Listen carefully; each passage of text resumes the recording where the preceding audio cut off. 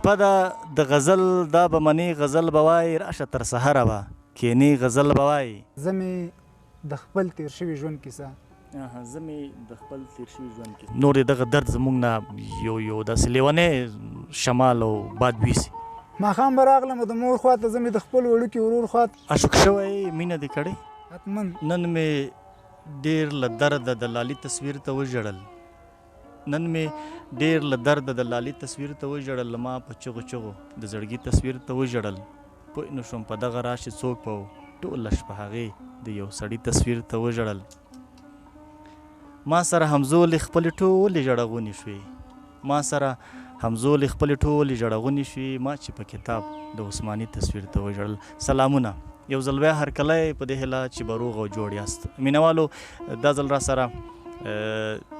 د لرې ختیځون څخه او بیا داسې ولسوالۍ څخه راغلی میلمه شاعر وارث صبرناک دی چې دی زما د پخوانیو مینوالو یو تن دی. ومو غوښتل چې د سره نږدې نه یو ځای له تاسو سره راشو او هغه خوږې خبرې چې موږ کمې خاطرې لرو، کم یاداښتونه لرو، هغه له تاسو سره شریکو. نه خوشحاله یم چې صبرناک صاحب نن کابل ته راغلی او له تاسو سره دی. صبرناک صاحب ستړی مه شي، مینوالو ته دې ښه راغلاست ووایه، بیا به نورې خبرې کوو. ډېره مننه عثماني صاحب. زه هم په خپل وار باندې ستاسې د یوټیوب چینل ټولو مینوالو او اورېدونکو ته سلامونه او مینه وړاندې کوم. زه هم څنګه چې تا یادونه وکړه ډېر خوښ یم چې بعد له ډېر وخته تا سره یم او له نږدې نه دې ګورم. صبرناک صاحب ژوند دی تېرېږي، رژیمونه بدلیږي، وختونه دي، ورځ د شپې سبا کېږي او چې ژوند وي نو یاران به سره مخ کېږي. خوشحاله یم. ښه په دا دومره وخت کې چې ما او تا لرل ډېر سره لرې پاتې شو، نوي څه شعرونه نوي څه دي کړي، په هغې اړه معلومات ورکړه. بالکل عثماني صاحب ډېر زیات، یعنې تقریبا ما وړاندې ویل چې زما ستا ډېر وخت وشو چې سره نه ولیدو، تقریبا 10-12 کاله کېږي. نو له هغې وروسته خو ډېر تغیرات راغلي دي، ځکه په هم د عمر له نګاه نه هم په شاعرۍ کې نو یو څه شعرونه مې ډېر لیکلي دي که نه د پخوا په پرتله باندې. مینوالو صبرناک ښایسته د کلمه کوي، شعر ښه وایي خو ښایسته ترنم کوي. دا نو داسې ترنم کوي چې په هغه وخت کې نو سپین غر په دوی ودانو، د سپین غر د تل یاد په خیر وي، ملګري سره یو ځای کړي وو داسې دوستان، او بیا دغسې د لرې ولسوالیو یا د لرې سیمو مینوال شاعران فرهنګیان یې سره ډېر نږدې کول. هلته به تل موږ بنډارونه کول او داسې مشاعرې هم جوړولې چې دغسې ملګري هم یو ځای کول. نو دا د هغه وخت نه ترنم کوي. نو ترنم هم تیورو خو له هغې مخکې به یو ډیکلمه وکړي، شعر به راته ووایي، بیا به ترنم ته راځو. مهرباني. سمه ده. ولې نه عثماني صاحب په دې وروستیو کې مې غزل لیکلی دغه مینوال ته د ډالۍ وي غزل دی چې راکړی غم دې بسو نور دې ولې راکاوه، راکړی غم دې بسو نور دې ولې راکاوه، راکړی غم دې بسو نور دې ولې راکاوه، زما د غریبۍ پیغور دې ولې راکاوه، څومره ښه دی. راکړی غم دې بسو نور دې ولې راکاوه، زما د غریبۍ پیغور دې ولې راکاوه، چاپېره وي تابوت نه 15 خویندو داسې ویلو، چاپېره وي تابوت نه 15 خویندو داسې ویلی. معنی صاحب ډېره مننه. چاپېره وي تابوت نه 15 خویندو داسې ویلو چې واده خسته خدای ورور دې ولې راکاوه، چاپېره وي تابوت نه 15 خویندو داسې ویلو چې واده خسته خدای ورور دې ولې راکاوه. خو اوس مې دغه چپه پختۍ درد کوي خوږېږي. څنګه خوس مې دغه چپه پختۍ درد کوي خوږېږي، د خدای ظالمې دومره زور دی ولې راکاوه. خوس مې دغه چپه پختۍ درد کوي خوږېږي، د خدای ظالمې دومره زور دی ولې راکاوه. عثماني صاحب چې اوس وایي چې زه دې بیخي پېژنم نه، چې اوس وایي چې زه دې بیخي پېژنم نه، چې اوس وایي چې زه دې بیخي پېژنم نه، د زړه په شیش محل کې کور دی ولې راکاوه. او خپه درنه په دې خبره یم زه صبرناک، خپه درنه په دې خبره یم زه صبرناک، چې مینه دې را نه کړه اور دی ولې راکاوه، راکړی غم دې بسو نور دی ولې راکاوه، زما د غریبۍ پیغور دی ولې راکاوه. مینوالو شاید مبالغه مې نه وي کړې. صبرناک هغه شاعر دی چې خپل درد دا له ملګرو سره شریکوي، له مینوالو سره شریکوي، او هغه څه چې دی په ټولنه کې ګوري، دی په سیمه کې ګوري، په ولس کې ګوري، هغه د شعر په ژبه مینوالو ته وړاندې کوي. مینوالو کله هم چې تاسې له سیمې شاعران پوښتئ، هغه شاعران چې دی په سیمه کې اوسېږي، دی په لرې هغه غریزه منطقه کې اوسېږي، دی به دومره درد په زړه کې لري، دی به دومره هنر په زړه کې لري، دا به هغه ترکیبات د شعر لري چې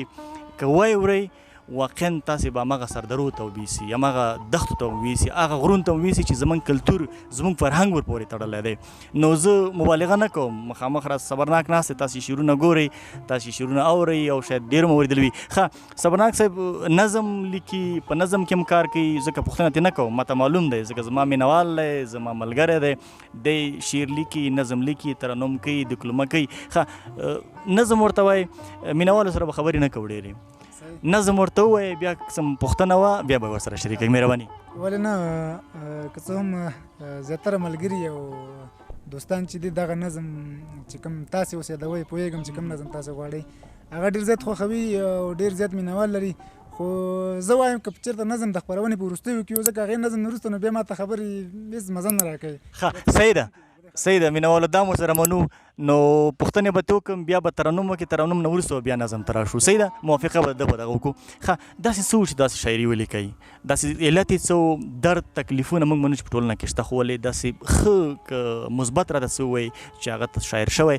منفي به راته نه وایي، ځکه مشکلات ډېر دي، ستونزې په ټولنه کې لرو. هغه څه ووایي چې تا ته خوشحالي درکړې، د خوشحالۍ د احساسه تاسې شعرونه لیکلي. که څه هم تا ویل چې ته باید موږ ته رښتیا ووایې، رښتیا باید ووایم، ځکه که هر څومره ووایم د خفګان خبره ده، ځکه چې زه کله شاعر شولم دا پوښتنه ما نه په ډېرو رسنیو په ډېرو بنډارونو کې کېږي، کله چې همدغه رنګه کوم چا سره مېلمه کېږم نو اکثره دا پوښتنه کېږي. زه عثماني صاحب تاسو ته معلومه ده چې هغه وخت کې چې نوی ما شعر ته اراده وکړله، په شعر مې کار کوه، شعر سره مې مینه لرله، خو دا استعداد او توانایي په ما کې نه وه چې زه د شعر ولیکم. مینوالو دی چې کومه خبره کوي، ښه 14 کاله وړاندې یو خپرونه ووایي، هغه بیتونه زما په یاد دي چې موږ به ډېر ویل، دوی به هماغه مینې وجې دوی به د شعر لیکه او د غزل شپې یو خپرونه وه، هغې ته وراتلل. هغه داسې و چې شپه د غزل دا به منې غزل به وایي، شپه د غزل دا به منې غزل به وایي، راشه تر سهره به کښېنې غزل به وایي، ته خپله غزل غزل غزل له تا نه جوړ دی، وایه که وایه که نه مه کوه بانې غزل به وایي. مهرباني. نو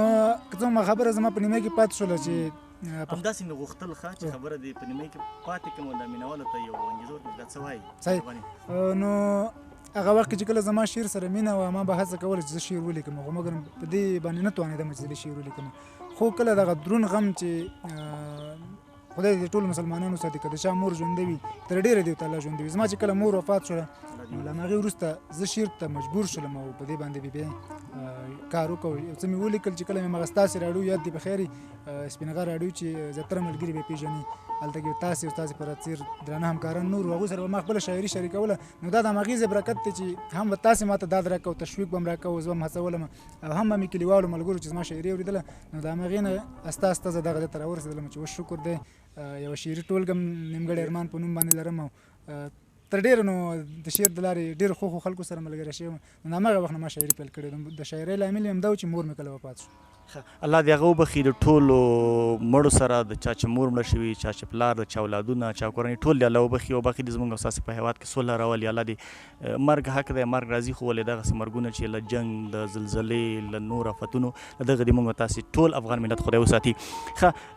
تا خو د غزل خبره وکړه، خو نظم دی، نور داسې کم فورمونه دي، نور کم داسې چوکاټ دی چې تاسې پکې کار کوئ چې مینوال لا پوه شي؟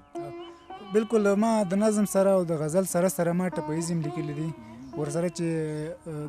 د شعر خو ډېر فورمونه دي، مګر ما یې په روبایي باندې هم کار کړی دی، چاربیت مې ورسره لیکلي دي. نو دغه 4-5 فورمونو کې د شعر ما کار کړی دی. عاشق شوی مینه دې کړې؟ حتما بې مینې ژوند خو هېڅ امکان نه لري چې څوک دې مینه ونه کړي. بلکل ما هم مینه کړې ده، او چې کړې مې د هغه نو بیا ما ته په زړه کې دی څوک چې چا سره مې مینه کړې ده. دا راز به وایې مینوالو ته چې په زړه کې دی نو ورته رسېدلی هغه څوک پوهېږي چې تا ورسره مینه کړې. بل ته ضرور چې شاعر شوی نو همداسې څه به وو، خپل هدف دې ترلاسه کړی د شعر په واسطه باندې؟ نه، که څه هم ما درته وړاندې ویلې لامل مې د شاعرۍ د مور مرګ و، له هغې وروسته مې مینه کړې ده، مینه مې کړې ده، خو بیا هم خپل مطلب ته کوم مطلب چې زما و هغې ته نه یم رسېدلی او پکې پاتې شوی یم. که به زما په دعا کېږي رب دې پاچا کا چې سلام ته دې درځمه، نو الله دې تا خپل هدف ته ورسوي. ښه صبرناک صاحب، خدای دې هغه څه وکړي چې موږ تاسې غواړو. نو ترنم درنه اورو، مینوالو ترنم به ترې واورو بیا به وروسته نظم ته راشو مهرباني سر د ترنم غوښتنه وکړله نو ترنم کوم په دې هیله چې د ترنم د مینوالو باندې تنده خړوبه شي. ډېر به م ښه شي مهرباني مینوال هم دې ته په تمه دي. د دیدن وږی دنه هر تللی دی یار میلمانه مرور تللی دی د دیدن وږی دنه هر تللی دی یار میلمانه مرور تللی دی یار میلمانه مرور تللی دی کله مې ټول ورپسې ولټوه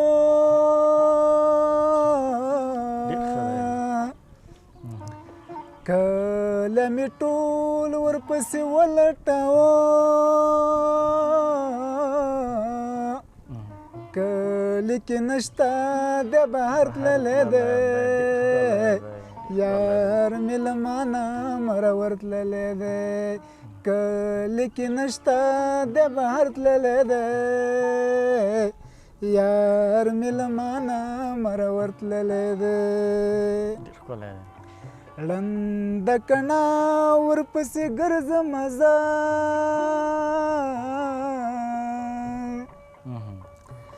ړنده کڼه ورپسې ګرځم زه خدایه کوم خواته مې دلبر تللی دی یار میلمانه مرور تللی دی خدایه کوم خواته مې دلبر تللی دی یار میلمانه مرور تللی دی یا خو به چېرته په ژړا پروت وي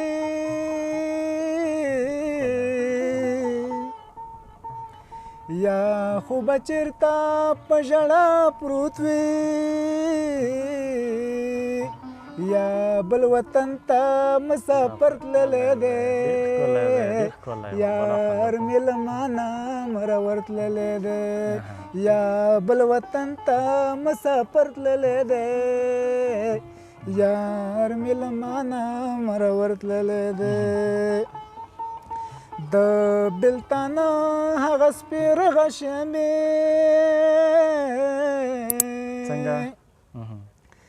د بلتانه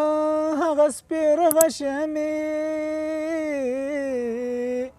ملګرو نیغ مې په ځیګر تللی دی یار میلمانه مرور تللی دی ملګرو نیغ مې په ځیګر تللی دی یار میلمانه مرور تللی دی ډېر ښکلی دی دی صبرناک ته زه حیران پاتې یم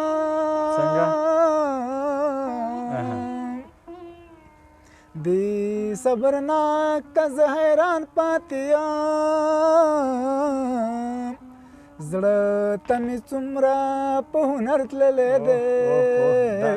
یار میلمانه مرور تللی دی د دیدن وږی د نهر تللی دی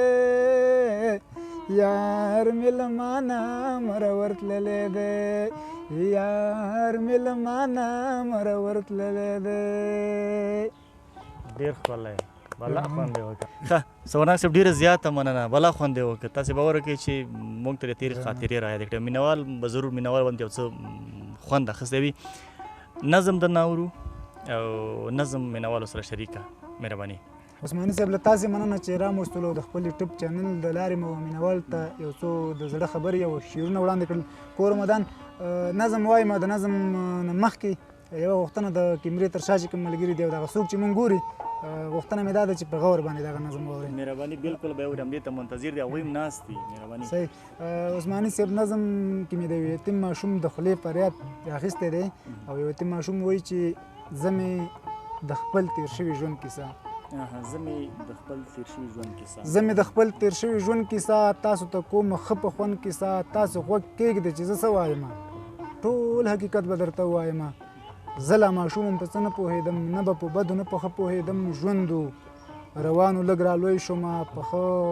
او بدو باندې پوه شومه یو ورځ د کلي ګاونډي ماشوم زما همزولي ګلالي ماشوم. یوه ورځ د کلي ګاونډي ماشوم زما همزولي ګلالي ماشوم ویلې نن به زما پلار راځي یا به ماښام یا به سهار راځي ما ته به ښې ډېرې پیسې راوړي هم به څپلۍ هم به جامې راوړي. عثماني صاحب د دې خبرې سره کور ته راغلم په منډه منډه خپلې مور ته راغلم ویل مې نن درنه غوښتنه کوم مورجانې زه درنه پوښتنه کوم کښېنه چې تا سره مې کار شته دی مورجانې وایه زما پلار شته دی ویلې هو له تا نه زار بچیه په یو وار نه په څو وار بچیه پلار دې کال وشو غریبۍ ته تللی هغه هلمند ته عسکرۍ ته تللی په دې څو ورځو کې راځي بچیه تا ته به ډېر شیان راوړي بچیه. عثماني صاحب ویلې هو له تا نه زار بچیه په یو وار نه په څو وار بچیه پلار دې کال وشو غریبۍ ته تللی هغه هلمند ته عسکرۍ ته تللی په دې څو ورځو کې راځي بچیه تا ته به ډېر شیان راوړي بچیه. زه هم خوشحاله ترې روان شومه نور نو په تمه د پلار جان شومه سبا د ټولو خواته ورغلمه زه د همزولو خواته ورغلمه ویل مې پلار به مې حتمن راځي یا به سبا ته یا به نن راځي. دې وخت کې ګور امبولانس راغی زموږ د کور په لاره پاس راغی دې وخت کې ګور امبولانس راغی زموږ د کور په لاره پاس راغی ودرېد رسا زموږ د کور مخې ته امبولانس لاړ نه شولو نور مخې ته زموږ په کور کې واویلا جوړه شوه ملګرو سمه کربلا جوړه شوه. مور مې ویل زویه بې پلاره شولې د دې نعمته نور بېزاره شولې ګورم تابوت کې ښکلی ځوان پروت دی وینو کې لت پت مې پلار جان پروت دی. مور مې ویل زویه بې پلاره شولې د دې نعمته نور بېزاره شولې ګورم تابوت کې ښکلی ځوان پروت دی وینو کې لت پت مې پلار جان پروت دی. زه بیخي پوه نه شوم په ځان باندې همداسې پرېوتم پلار جان باندې کله چې شومه رابیدار ملګرو بیا مې ونه لیدلو پلار ملګرو خاورو کې پټې زما پلار جان کړلو په سیند لاهوی راته ارمان کړلو له دې نه وروسته راته کور پاتې شو یوه مې مور بل کوچنی ورور پاتې شو له دې نه وروسته راته کور پاتې شو یوه مې مور بل کوچنی ورور پاتې شو د دوی لپاره مزدوري به کوم چېرته به ګرځم غریبي به کوم د سپینلو مې لوټګۍ جوړه کړه ورته مې غاټه غاړکۍ جوړه کړه. زه په اول ځل باندې ښار ته لاړم په ماشومتوب کې دغه کار ته لاړم د سپینلو د اچولو په چل نه پوهېدم د ګرځولو په چل هیڅ چا پیسې نه راکولې ماته ډېرې خبرې به یې کولې ماته د سپینلو د لوټي کار مې کوو تمامه ورځ همدا روزګار مې کوو ګټلې 100 یا مې 30 روپۍ شمارلې ما به مې بیا روپۍ ماښام به راغلم د مور خواته زه مې د خپل وړوکي ورور خواته